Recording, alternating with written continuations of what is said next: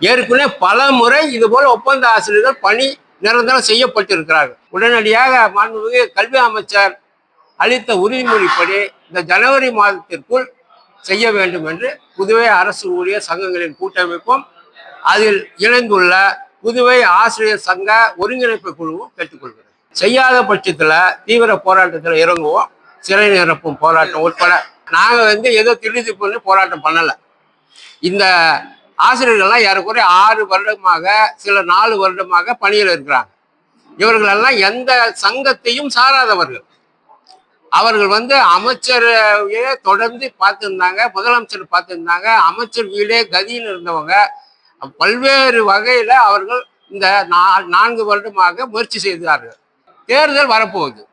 பிப்ரவரி மாதத்துக்குள்ள தான் எதுவாக இருந்தாலும் செய்ய முடியும். ஆக இருப்பது 2 மாதம்.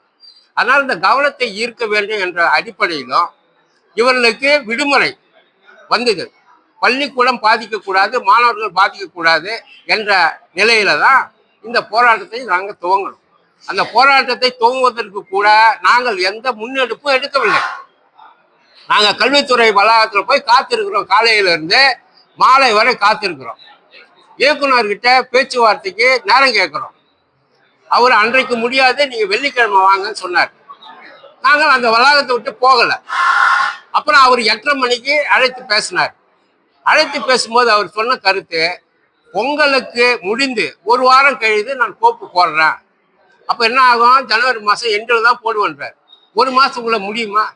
ஆகவே தான் நாங்கள் அந்த போராட்டத்தை தொடர்ந்துமே தவிர இது ஒரு திட்டமிட்ட போராட்டம் இல்லை. அதனால இதில் அரசியல் செய்வதற்கான எந்த வழியும் இல்லை.